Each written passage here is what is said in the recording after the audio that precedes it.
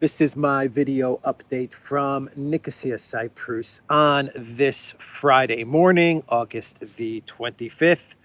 Let's talk about some news. And of course, we are going to start things off with Trump's mugshot, which is dominating the news cycle. It's dominating Twitter. All of Twitter now is Trump's mugshot. The entire platform is a photo of Trump from his trip to the county jail in Georgia, where he posted, I think it was $200,000 bail, got his mugshot, then went on to Twitter, posted that mugshot on Twitter with the caption, "Never surrender. Election interference, never surrender." DonaldJTrump.com. That's what he posted. Elon Musk, of course, retweeted this tweet from Trump. It's been 2.5 years since Trump has been on Twitter. Elon Musk, I'm sure, is very, very happy. A very happy man right now. He retweeted this Trump tweet and he said, "Next level." So this was a brilliant move from Trump. Well played, Donald Trump. Well played and planned out. So I'm sure that he planned the whole thing out. He said, if I'm going to have to turn myself in to the Georgia officials, to the Georgia police, well then, when I get my mugshot, I'm going to also post it on Twitter. That's going to be my return to Twitter. We'll see if Trump starts tweeting again on a regular basis, but this one was a big one. This was a big tweet, a historic tweet. And I'm not joking when I say when you go onto Twitter right now, the entire platform is just Trump's photo, the entire platform. And he's going to make a ton of money on merch. He's got the marketing pitch. He's got the next slogan. He's got the next MAGA. Never surrender with his photo. Never surrender with that photo. It's over. He's sealed up the Republican nomination. That's done. And he's taken a big step forward to becoming president in 2024. All thanks to the DNC, the Democrat Party, and the fact that they just cannot control themselves. They can't resist. No reverse gear. They know that if they arrest Trump, another indictment is going to make him more popular. They know that if they arrest him, it's going to make him more popular. They know, they have to know that if they take his mugshot, it's going to make him more popular. They know all of this, but they can't resist. They just can't stop themselves. It's like someone who's addicted to stealing. You know, they sit in front of the jewelry store and they see that shiny necklace, and they know that there's cameras everywhere. There's a security guard right next to me. I know I'm going to get caught. I know I'm going to go to prison. I know I'm going to mess up, but I just can't help myself. I have to have that necklace. This is what they're like. There's no difference with their Trump derangement syndrome and their Russophobia. This should be categorized as a real disease. I mean, a real disease. TDS. I really think that, Webster's dictionary should categorize TDS as a real disease, or the medical profession should categorize TDS as a real sickness, as they should with Russophobia. They can't help themselves. They know they're going to lose in Ukraine. They know they've lost the conflict in Ukraine, but they just can't help themselves. More money, more weapons. We have to remove Putin. We have to get rid of Putin. Regime change in Russia, even though Putin's approval is at 90%, 85%. They can't help themselves. It's the same thing with Trump. Russophobia, TDS, the same exact thing. They know it. Indict him one time, 10% up in the polls. Indict him a second time, another 10% up in the polls. Indict him again, another 10% up in the polls. One more time, he's now at 70%. He has a 70-point lead. Get his mugshot. That'll do it. Oh, crap. Now his merchandise is selling like $10 million a month. $20 million a month, and he's 90 points ahead of DeSantis or Vivek or whoever. They can't help themselves. It's this ego, this hubris, this hate, this lust for power, this panic. I don't know. I don't know. All I do know is that I think these are real sicknesses. I really think that Trump derangement syndrome is really a sickness now, and so is Russophobia. It's a real sickness. It's I can't. I don't think we can fault these people anymore. I think they are suffering from a medical condition, and they need. I don't know. Maybe they need a jab or something. I don't know. Maybe we should get Moderna on the case or Pfizer to create something for TDS or for Russophobia. Anyway, yeah, he's going to sell a ton of merch. He is going to sell a ton of merch. Never surrender. Are you kidding me? Never surrender? It's great. I like it. Never surrender. It's simple. It's catchy. It motivates you. It mobilizes you. Never surrender. Yeah, never surrender. There's a song, Never Surrender, isn't there? Who sings that song, Never Surrender? Same guy that sang the song Sunglasses at Night. Remember that song? I wear my sunglasses at night. What was his name? Corey something. Anyway, all right.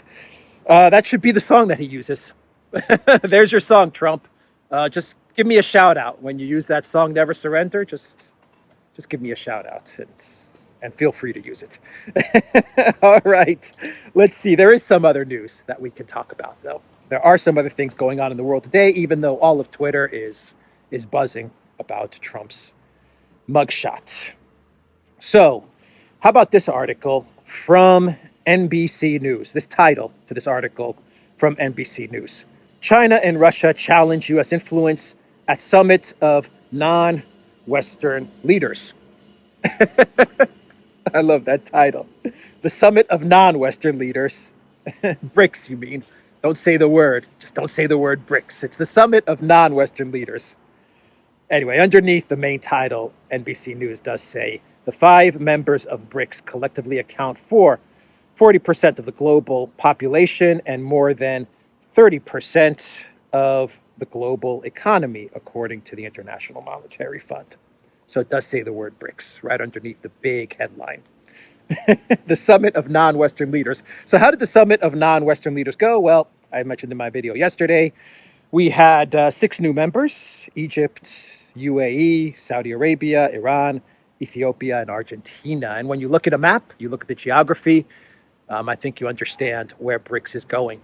I think 6 of the 9 largest oil producers are now members of BRICS. We're looking at oil, commodities, minerals, food, agriculture, emerging markets. Ethiopia is going to get a lot of help and support. Argentina may finally be able to get out of their financial troubles. I have no doubt that BRICS is going to help Argentina to get out of the financial difficulties that they've been facing forever now, it seems.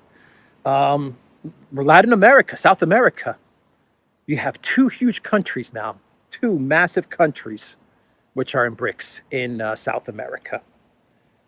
Egypt, the Suez Canal, Saudi Arabia and Iran. Saudi Arabia and Iran are now in the same block. Who would have ever thought that a year and a half ago? Thank you, Joe Biden. Joe Biden bringing peace to the world, as Alexander likes to say.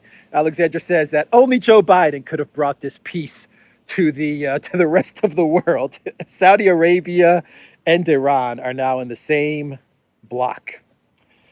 Okay, incredible stuff. Really is a new world. It really is a whole new world is emerging.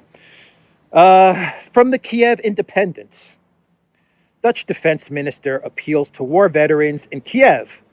Dutch Defense Minister Kajsa Ollongren arrived in Kiev on August 22nd and spoke at the Sixth International Veterans Forum called Ukraine Defenders, the Future. Quote, "We want to help. We want to do everything we can. We feel that it is our responsibility, our task as well," Ollongren said at the event broadcasted on Facebook by the Ministry of Veteran Affairs. You, this is the Dutch Defense Minister now, in Kiev, this is what she said.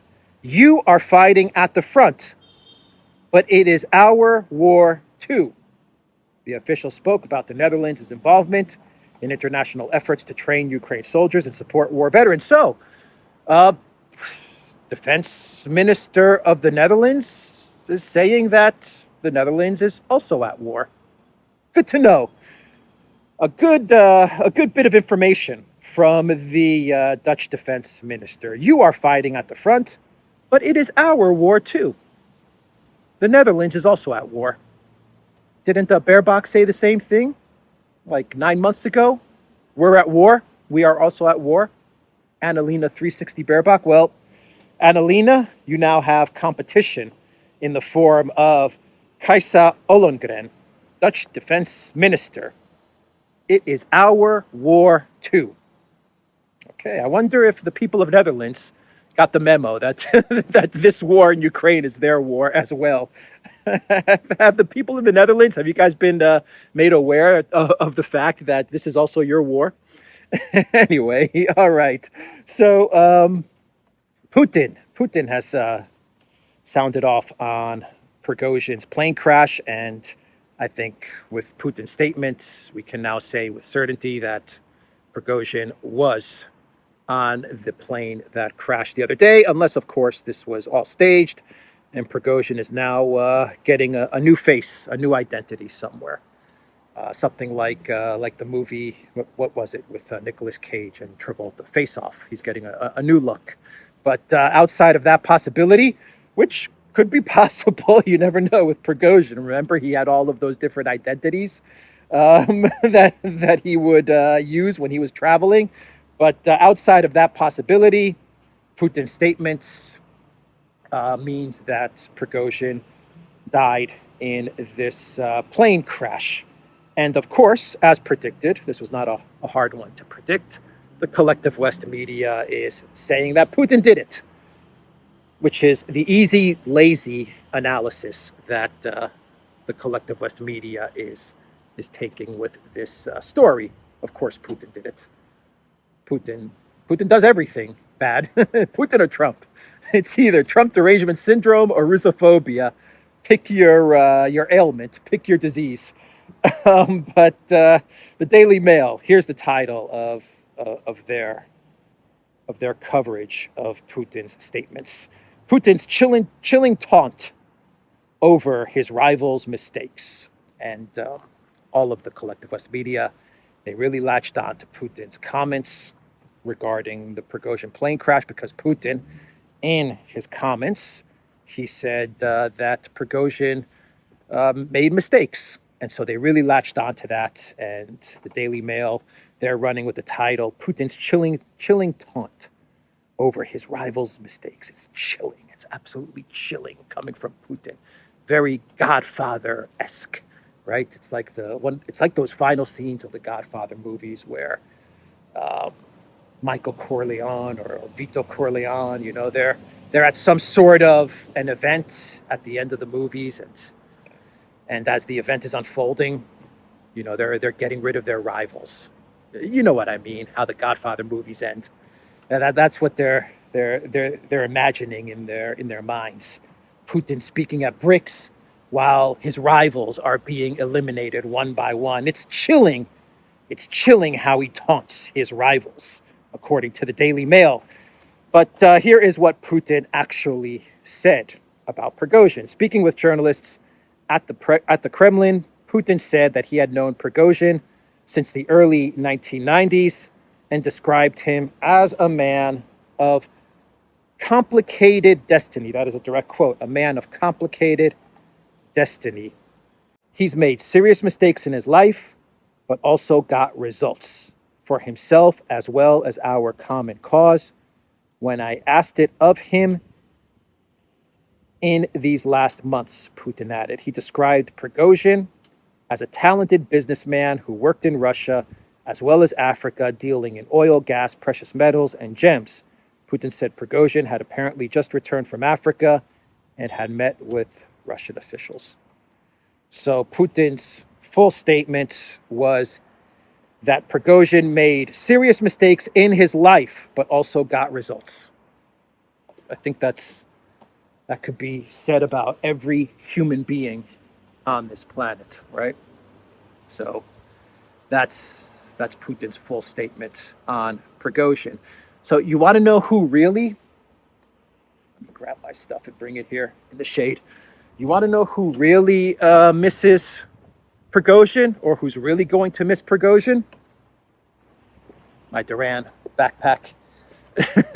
Poland, they're going to really miss Prigozhin because the Law and Justice Party, Morawiecki and Duda, they've built up an entire military strategy around Prigozhin on the borders of Belarus. So they're really missing Prigozhin. Actually, Morawiecki came out with a statement, the prime minister of Poland, and he now believes that Wagner is going to be even more powerful under the control of Putin, under the control of the Kremlin. The supervision of the Wagner group passes to President Putin. Let everyone answer for himself whether the Wagner group is now becoming a greater or lesser threat. You see, Poland, they're very, very worried because with Prigozhin gone, they're afraid that they're going to not have a reason to buy more weapons and more military hardware and move troops to the border with Belarus, or to scare the Polish population, the Polish voter. Remember, they have an election coming up in a little over a month, and so they're very worried now.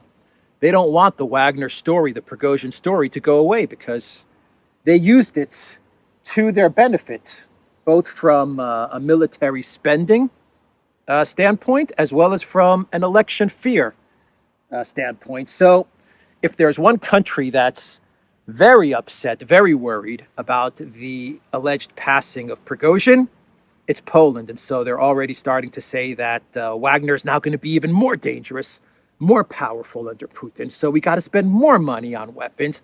We got to move more troops to Belarus. We got to get the Polish voter to vote for law and justice because we're the only ones that can stop Wagner under Putin. That's what the messaging is going to be from Law and Justice. Independence Day was yesterday in Ukraine, and in order to mark Ukraine's independence, or as some people call it, their dependence on the collective West, because that's really what the nation of Ukraine has become. They're fully dependent on the collective West now. They decided to launch 42 drones in the direction of Crimea. 42 drones. That was what they decided to do in order to mark their Independence Day. And all of these drones were repelled. Every single one of them, they were either shot down or brought down via electronic means. So Zelensky was hoping that he would be able to declare some sort of big victory with a drone attack on Crimea during Independence Day, but nope, didn't work out. He was hoping that he would have Rabatino for Independence Day. Didn't work out. Rabatino is still being contested. Ukraine is trying to take this village in the gray zone, in the security zone. But the last reports that I have read is that the Russian military is actually starting to push the Ukraine military back. Keep in mind, we're still talking about the security zone. We're not talking about the front the first line of defenses. After Rabatino, you have Tokmak, which is a big village or small city. Then you have Melitopol, which is a city. And then from Melitopol, you have to go further down south to get to your goal, which was to reach the Sea of Azov. So we're almost 3 months into this, and they're still struggling. The Ukraine military is still struggling to get Rabatino. And Zelensky, he wanted to get Rabatino really, really bad for Independence Day, couldn't get it.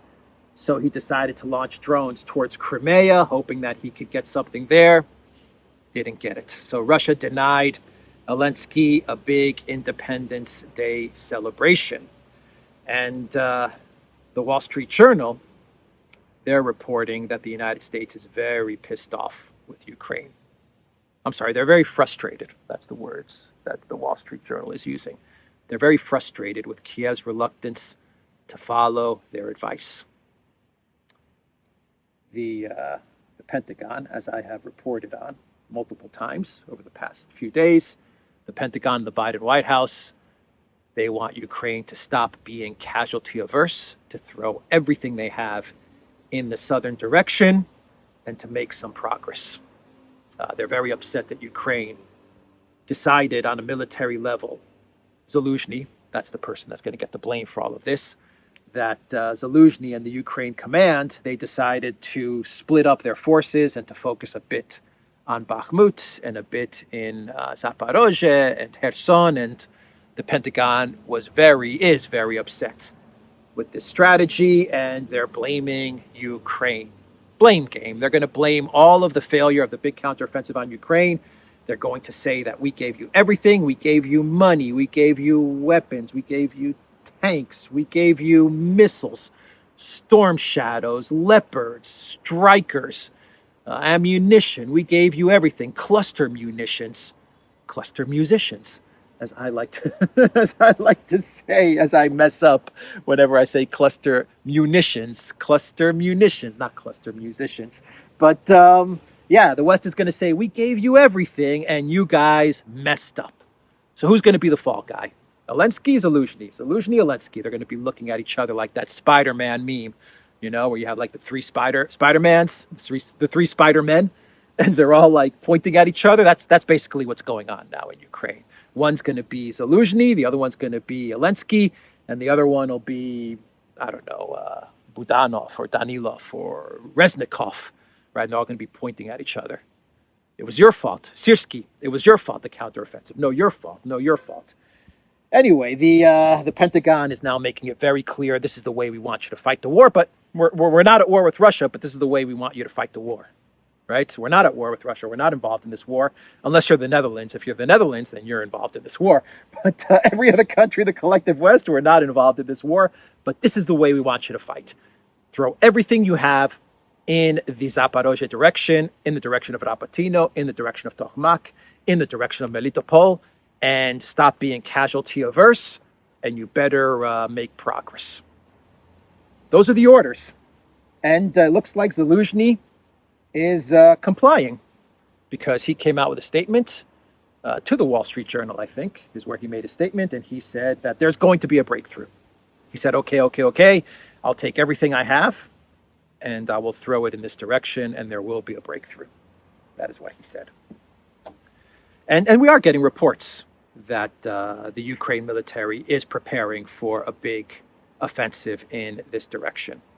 They're amassing a lot of equipment and whatever remaining reserves, whatever men they have, they're amassing them in this direction, and they're going to make a big push. So there are reports that this is what's going to happen.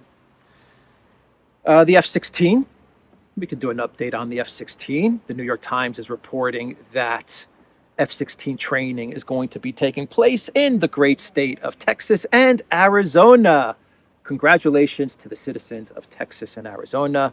You are going to be hosting 6 Ukrainian pilots so that they can learn to fly the F-16. The New York Times details that the pilots will first receive English language training in Texas and then begin months of flight training in Arizona, said a U.S. official who addressed the issue on Thursday, speaking on the condition of anonymity to discuss future training plans. And all of this is going to finish, it's estimated to finish all the training and the English lessons by the end of 2024. Next summer or the end of 2024.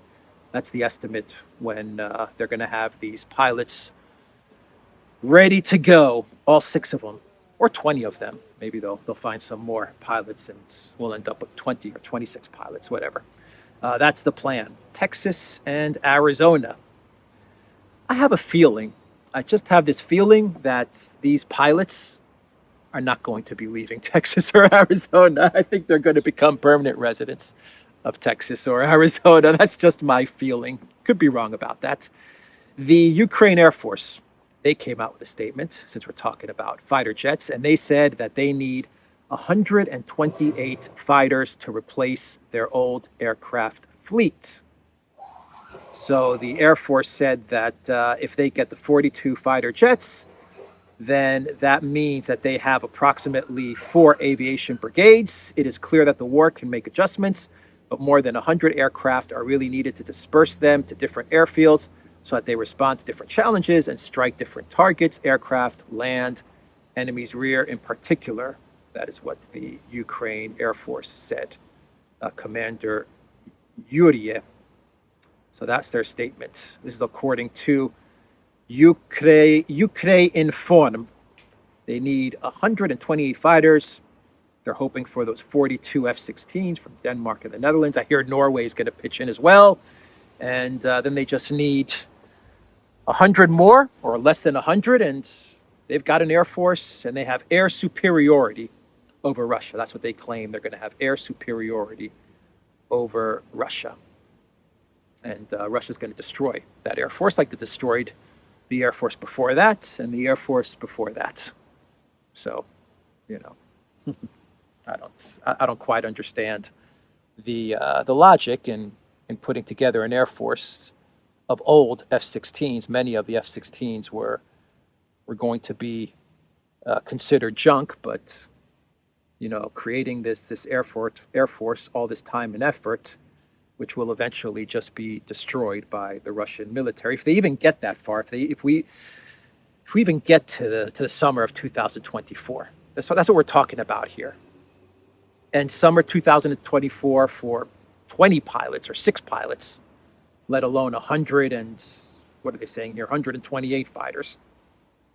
What are we looking at there? 2026, 2025, 2026. Come on, man, as Joe Biden says. And since we're talking about Joe Biden, the U.S. president has announced more sanctions on Russia. President Joe Biden has claimed that Russian officials are stealing children. Did I read that right? White House announces new Russia sanctions. President Joe Biden has claimed that Russian officials are sniffing children. Did I say sniffing? Are stealing children. I read that right. Biden is concerned that Russian officials are stealing children. McFly. Stealing children. He's concerned. Biden's concerned that Russian officials are stealing children. Isn't that interesting? Is this my clown world? Should be my clown world. U.S. President Joe Biden has announced new sanctions on a children's center in Crimea, claiming that Russian officials are transferring Ukrainian children there against their parents' wishes. Moscow insists it is sending the children to a center to protect them from Ukrainian shelling. In a White House statement on Thursday, Biden said that the sanctions target those involved in the forcible removal of thousands of children to Russia. The president claimed that, and I quote, "These children have been stolen from their parents and kept apart from their families, demanding that Ukrainian children be returned to their families." Some 11 Russian individuals were added to the Treasury Department's Russia-related sanctions list on Thursday, as was Artek, a complex of 9 recreational educational camps for children located in Crimea. There's actually a great documentary on Artek, which exposes the truth about this camp, and it's a pretty beautiful place from the documentary that I saw. Actually, the Gray Zone did an excellent article. I think the documentary was from the Gray Zone or someone associated with the Gray Zone. I'll try to find it and maybe place in the description box down below, or if someone in the comments finds the link, put it in the comments down below, or something like that, and I'll find it. I'll find it and put in the description box. But it shows a beautiful camp complex, and the children are being saved from the horrors of the conflict. That's the way that I saw this documentary. Once again, this is a documentary. The Gray Zone wrote up an article. Biden claims that Russia is stealing children, and he's very concerned. Biden is very concerned for the children. Yeah, no comment there. Let's see, Politico. They have an article. I think we're in clown world territory, by the way. Politico, they have an article with the title, 5 Lessons from the World's Most Gaffe-Prone Diplomat, Josep Borrell. EU foreign policy chief puts his foot in his mouth again and again and again. And this article is recent. This is from August, I think this is August 23rd or August 24th. This is a recent article. And in this article, Politico claims that Borrell will retire in 2024 after the elections. I think the elections in the European Union for the parliament, I believe, in 2024. I don't know. He said he's going to retire in 2024. And Politico, they have an article and they outline all of his 5 greatest gaffes. One of them is the garden and the jungle, and he has a whole bunch of gaffes. And Politico, they have a top 5 list. Jungle Joseph Borrell. This should become like a regular segment for Politico. 5 lessons from the world's most gaffe-prone diplomat, Joseph Borrell. The most gaffe-prone diplomat, Annalena Baerbock. The most gaffe-prone diplomat. Most gaffe-prone leader, Joe Biden. Most gaffe-prone Foreign Minister, Secretary of State, Anthony Blinken. Most gaffe-prone Chancellor, Olaf Scholz. I mean, most gaffe-prone clown puppet actor, Zelensky. It should be like a regular segment for Politico. Oh boy, let's continue with Clown World here. How am I doing on time? Let's see here. Oh, okay, we're gonna have to wrap it up. We're gonna have to wrap this up. Let's see. Kaja Kallas. Kaja Kallas is in deep trouble. She's in hot water. Russia hawk in hot water over husband's business dealings. A firm co-owned by the spouse of Estonian PM, Kaja Kallas, reportedly kept working with Russia despite EU sanctions. On Wednesday, the broadcaster ERR reported that transport firm Stark Logistics, which is partially owned by Kallas's husband, Avro Halik, continued moving some cargo in and out of Russia after the fighting between Moscow and Kiev broke out in February 2022. In an interview with ERR on Thursday morning, Kallas said that Estonian society is waiting for explanations from the prime minister today regarding the situation. I think that's what the president of Estonia said. We're waiting for Kallas's response. Kallas held a press conference in Tallinn to respond to the accusations made against herself and her husband. She said that she had always tried to separate work and personal life, but unfortunately, this time it turned out impossible to do so. It's true that I am married to Avro Halik, but I have no idea about his business, she claimed. She also insisted that she shouldn't be asked about the decisions made by private companies as she's not connected to them. I have nothing to hide, and I'm hiding nothing, she stressed. This story reminds me of Joe Biden and Hunter. I have no idea of my son's business dealings. Kaja Kallas, I have no idea of my husband's business dealings. I never talked to my husband about business. We never discuss business at the dinner table.